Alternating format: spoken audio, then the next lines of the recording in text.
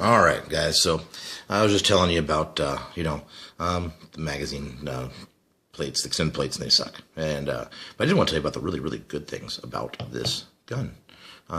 Again, I like it. Yeah, you can see I carry it quite a bit. It's got some wear on it. It's got some dings, some scratches. But it is overall a very, very good gun. Now, I'd just like to kind of, talk about the gun a little bit and some of the things I like about it.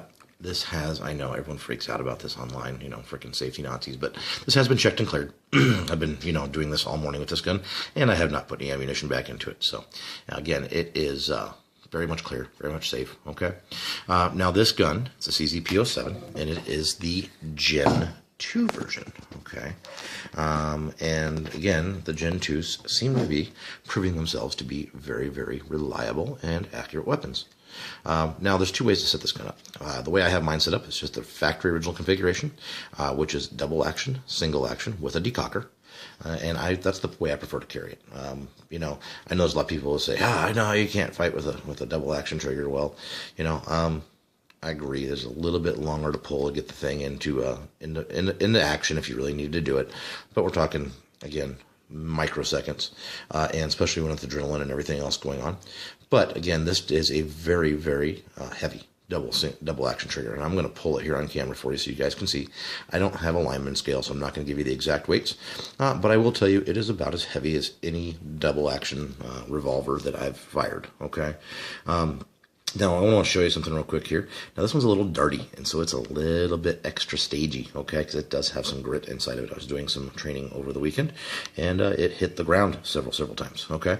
Now, I know you guys are all screaming, your gun should never hit the ground, but it does. If you're doing real training, guns get in the dirt, and that's okay. They're designed to do that. They're little military weapons. They're designed to do that kind of stuff, okay? So, I'm going to show you the trigger on camera here. And again, this is kind of a crappy angle because I'm kind of holding it funky to hold the camera and hold this, but let's watch. You'll notice that it is a little bit stagey, okay? And that's right up against the wall right there, and then bang, okay? So I'll do that again, okay? And you'll notice it's a little stagey, especially with the grit in there, okay? But it works. Okay. Now, the other side of the question is, do we put it on single action? Okay. Now, single action, it is right up against got a little travel, and it's right up against the wall, and really light and crisp. Okay. And then I will do that again, so that way you can see reset on it here too. But that is like that.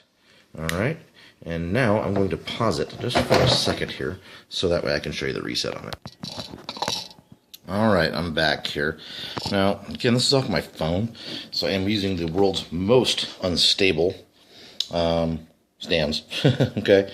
Now, so this, again, is the trigger pull. This is single action, okay?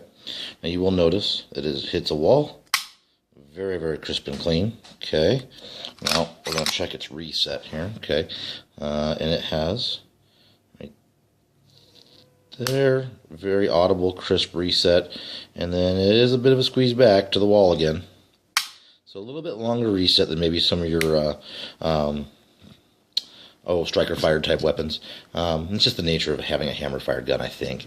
You probably get someone to adjust it down a litle bit for you. Again, that's one of those things.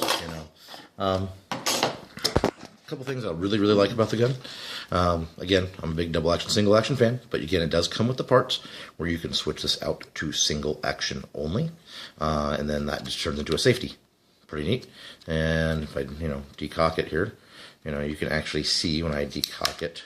If I look there is a red dot, okay, right there. So that's how you know it would be in a safety, okay. So that would come down and it would stay down. It would be safe or unsafe. But it's double action, single action. I really like that. Some people will say that, the slide. It's like a slide for like tiny hands. Well, I've got relatively large hands. I'm not sure if you can see in the camera here, but I've got large-sized hands. I wear large gloves, and I have absolutely no problem manipulating this slide. You'll notice that if I go up real close on this, the slide serrations are cut very, very deep and actually very, very sharp. Same thing on the front slide in the front serrations, although I will have to say that I rarely use those. I rarely use those. I know people who like to press to check their weapons and that kind of stuff. I just don't use that often. And it's kind of a funky angle, I'll tell you that right now. But, the nice thing about that funky angle, if you look down at the top of it, it really narrows out at the barrel. That makes it a little easier to reholster, okay? Just a really nice little